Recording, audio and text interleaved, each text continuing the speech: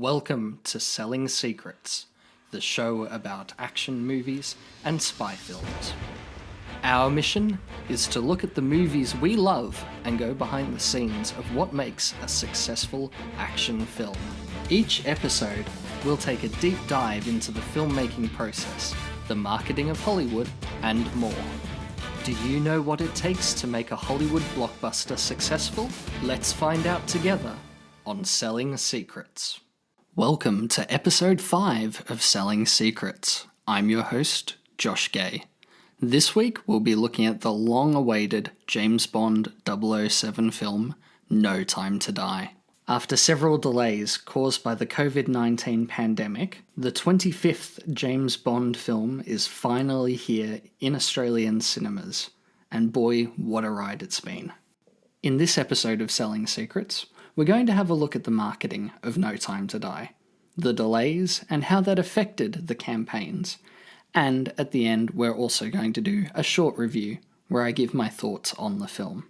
Bond 25, as we now know it to be No Time to Die, has been in development since 2016, just a year after the previous film, Spectre, was released. In 2017, Bond screenwriters Neil Purvis and Robert Wade, who have worked on every Bond film since Pierce Brosnan's The World Is Not Enough in 1999, were approached to write the script by producers Barbara Broccoli and Michael G. Wilson.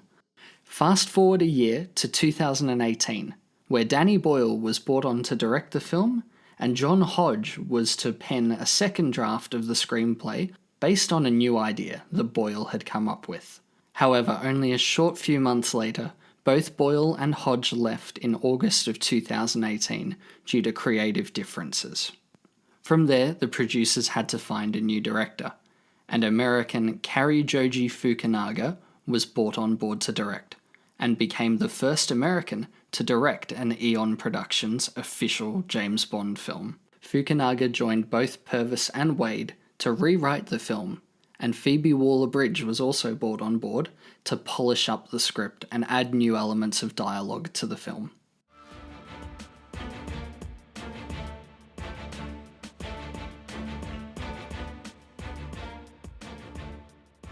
Marketing for Bond 25 wouldn't actually commence until April of 2019, where in a live stream event held at Ian Fleming's GoldenEye estate in Jamaica, the cast was announced.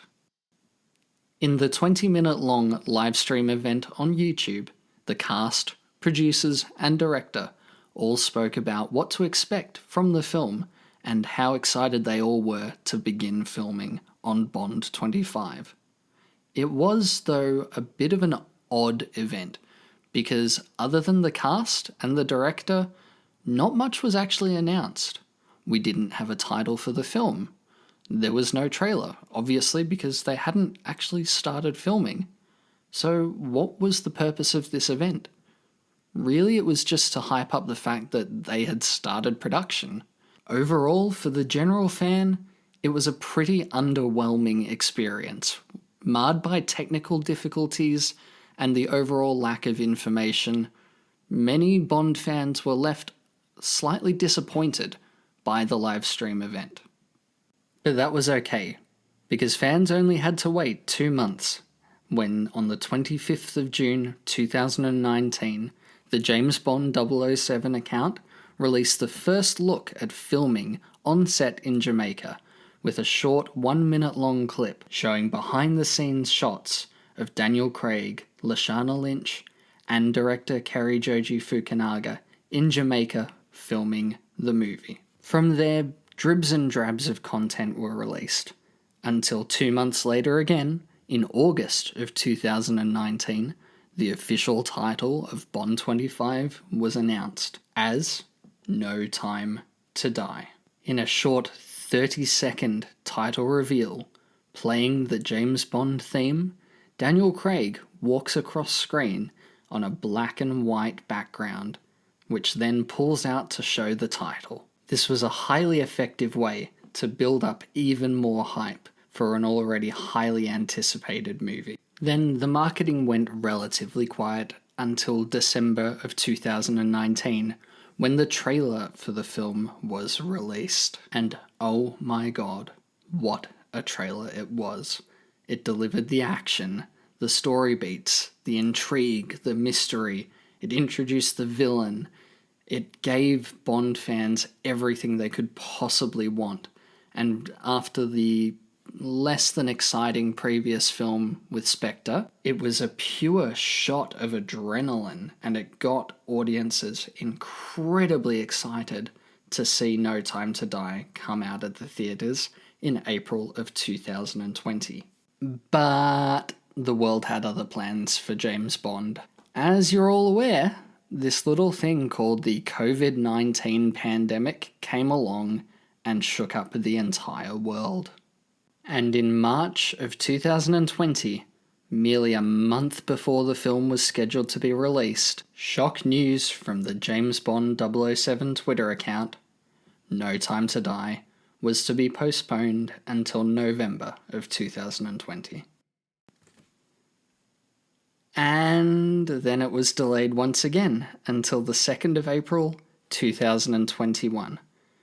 And then for a third time to the 8th of October 2021.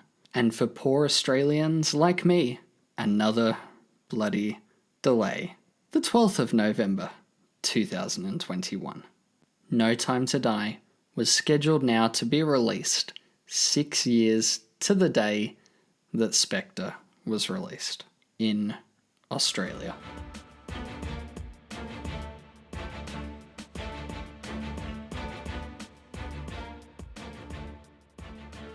So how do you market a film that's now been delayed for 18 months? How do you get people excited to go to the cinemas during the world's largest pandemic? Well, that's a pretty easy question to answer. You run one of the most expensive marketing campaigns of all time. According to Deadline, the marketing campaign for No Time to Die is estimated to have run up to $150 million, putting it on par with the Marvel Cinematic Universe behemoths such as Avengers Infinity War and Spider-Man Far From Home. In what has become one of 2021's most prolific motion picture cross-promotional campaigns from over 14 brand partners is that of MGM's No Time to Die.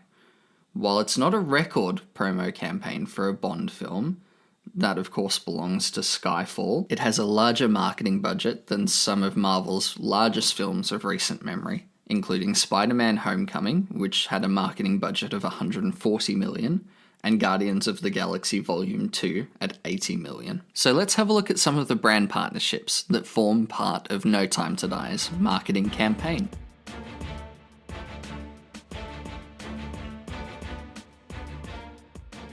Of course, No Time to Die struts what is the traditional Bond lineup of uber-luxurious products, including Aston Martin cars, Omega watches, Smirnoff vodka, Chopard jewellery, and Michael Kors. But what happens when the film is delayed by several months and new products are released by these brands? Well, usually you'd have to do reshoots and change the products within the film. However, this promo campaign for James Bond has been quite special, standing the test of time throughout the pandemic, as No Time to Die endured its release date changes. It speaks to Eon and MGM's finesse in keeping their partnerships intact, and the advertisers' patience and class in waiting for the 25th Bond film. That's a testament to the 007 franchise's power, not to mention its ability to yield sales for its fellow advertisers. So let's have a look at some of those brand partners in a bit more detail. Let's start with probably the most recognisable, and that being James Bond's car, with, of course, Aston Martin. It's the 13th time that James Bond has driven an Aston Martin, which began on screen in 1964's Goldfinger, when he had the DB5 first presented to him. No Time to Die's campaign focuses on 4 Aston Martin models, including the classic DB5 and V8 Vantage, as well as the modern DBS Superleggera and the upcoming Valhalla supercar. The British car maker sold 3,800 cars in 2012, the year of Skyfall's release, and 3,600 in 2015, the year of Spectre's release. So needless to say, the Bond franchise is one of Aston Martin's most important brand partnerships.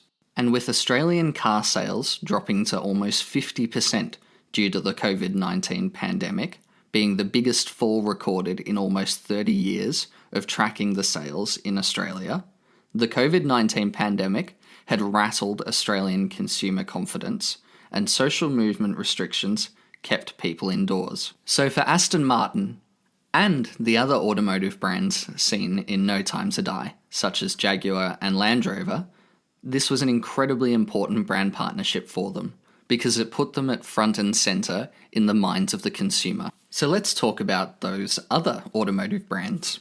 While most tentpole movie campaigns are fortunate to have one car brand partner, James Bond has a total of 3, including, as I said before, Jaguar and Land Rover, which technically are one company, but are 2 brands underneath.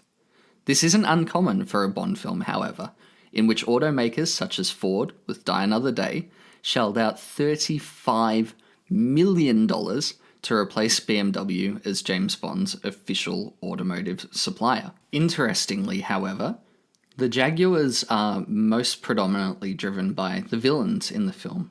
Same with the Land Rovers, albeit for James Bond's classic Land Rover Defender, which he drives during the Jamaica sequences of the film. This speaks to the true global power of the James Bond brand, said MGM's Chief Marketing Officer, Stephen Bruno. All 3 of the vehicle brands were happy to be together. They each have their own role in the movie, and it doesn't feel like they step on each other. Moving on, let's have a look at some of the other brands in No Time to Die.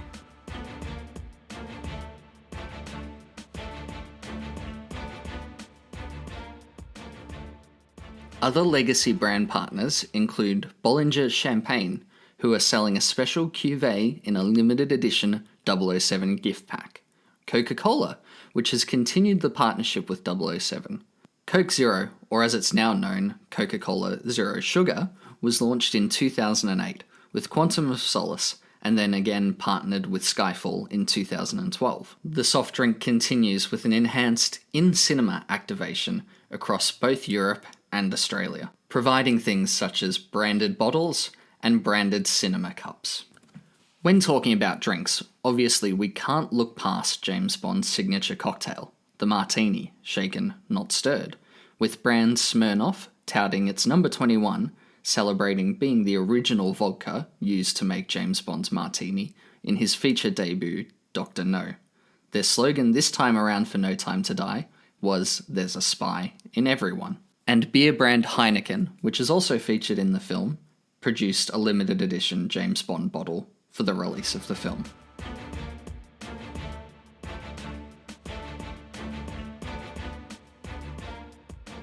One of the most iconic elements, of course, for James Bond is his watch.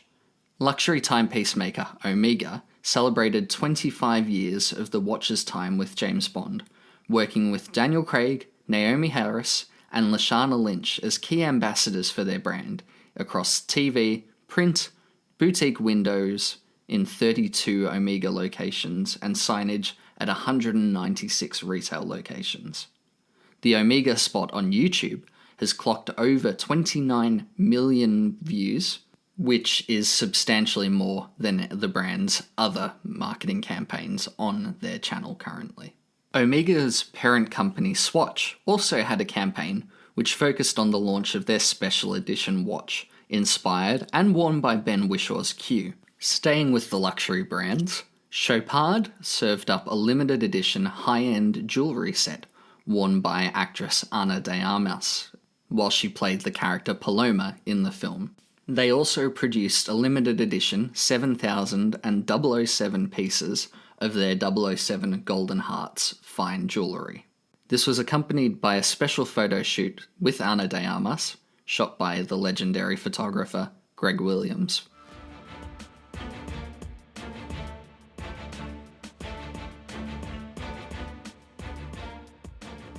Then we come to a slightly less than luxurious brand with shipping company DHL, whose campaign was the production's shipping partner. According to MGM's Chief Marketing Officer Stephen Bruno, they helped make the movie and deliver the actual logistics to getting the movie made, including moving all the sets and vehicles around the world. They also went deep on their promotion and shot a bespoke ad, which was really fun, called License to Deliver, and they've had branded vehicles in the United States and abroad.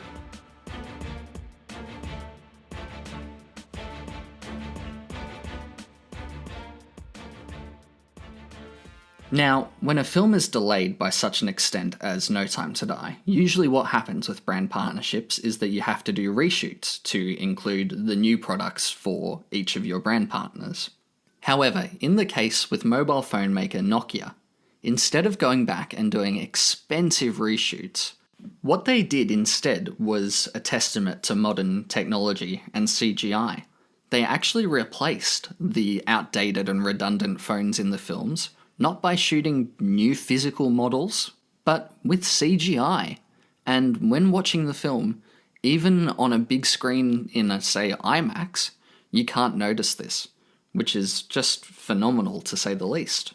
There's also rumours that the car driven by Lashana Lynch's character in the film, the Aston Martin DBS Superleggera, was in fact changed in CGI as well.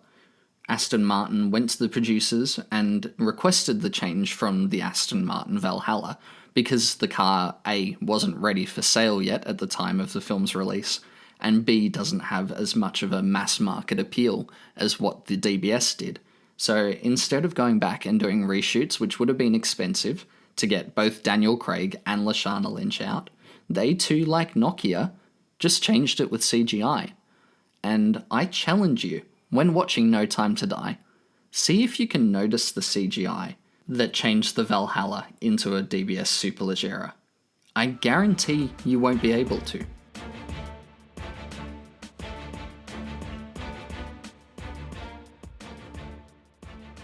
So that's a bit of a surface level look at No Time to Die's $150 million marketing campaign. Obviously, unlike Skyfall, I don't have the full marketing plan, so I can't go into too much detail on the specifics of the campaign, but it's needless to say that brand partnerships are an incredibly important part of James Bond's marketing, helping to sell the film and create mass market appeal. And this was obviously marketing money well spent, because as of the time of recording this podcast in mid-November of 2021, No Time to Die is now the most successful film of the pandemic era.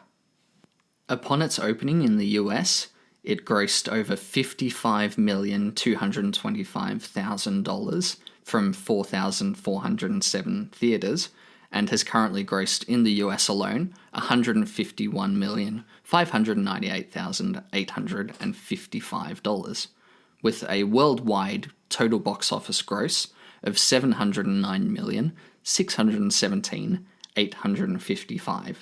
And in James Bond's home market of the United Kingdom, No Time to Die has also eclipsed Marvel's Avengers Endgame, which was released pre-pandemic. In Australia, it's even grossed more than previous Bond film Spectre, which just goes to show how much of a juggernaut the James Bond franchise really is.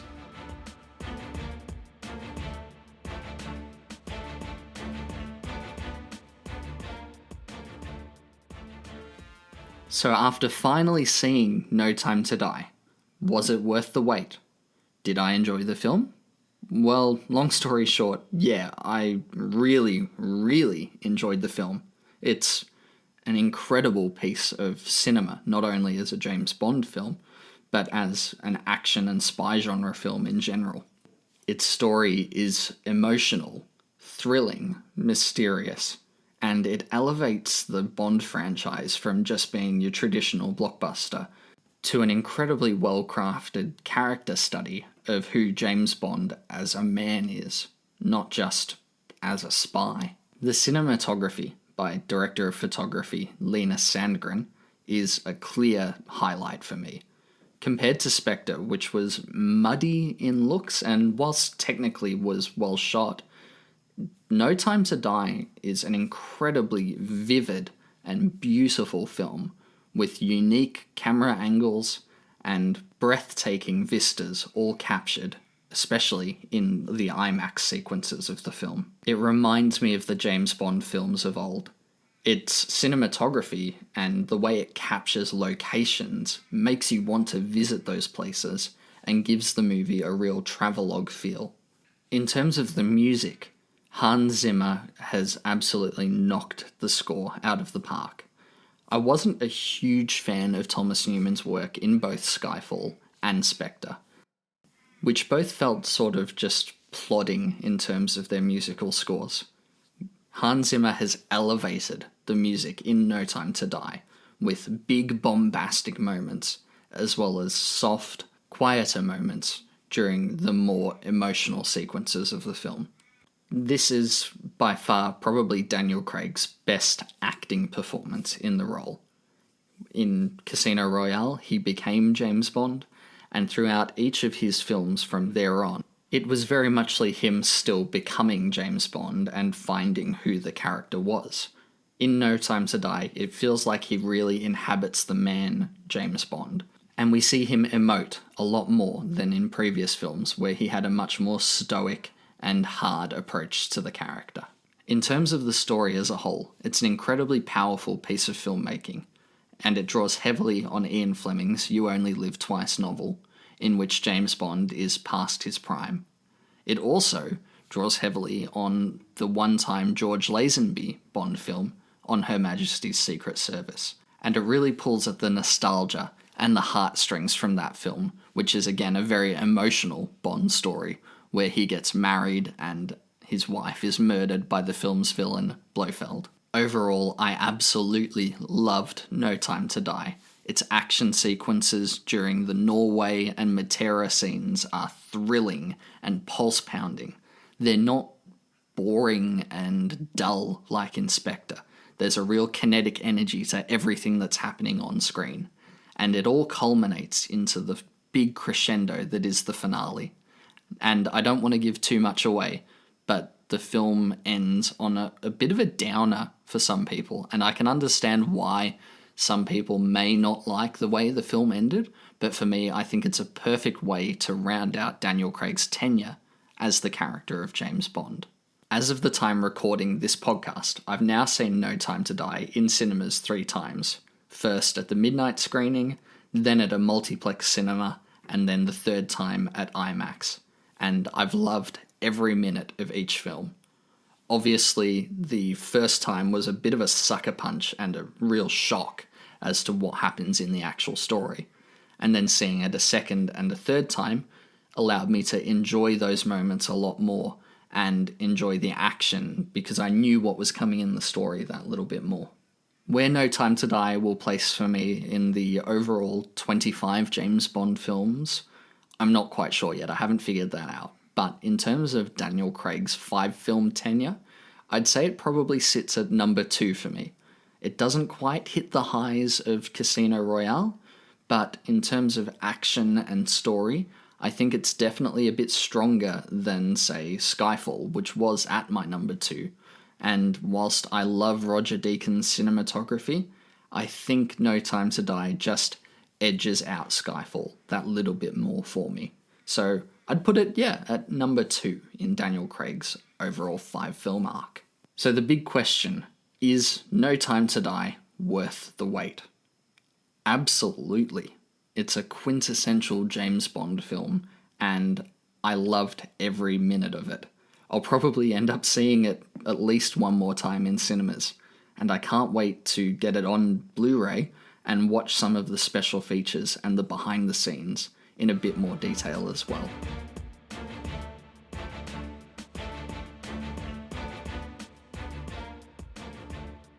So there we go. That's No Time to Die in quite a bit of detail of both the marketing campaign and the film itself. I hope you've enjoyed this episode of Selling Secrets. You can find Selling Secrets on Instagram at Selling Secrets Pod, and you can find me, your host, Josh Gay, on Instagram at 007Oz, which is at 007AUS. Let's have a chat about No Time to Die. Did you enjoy the film? And what did you think of the marketing campaign? Was it successful in your eyes? What were some of your favourite moments from the overall campaign? Until then, I've been your host, Josh Gay, and thank you for listening to the Selling Secrets podcast.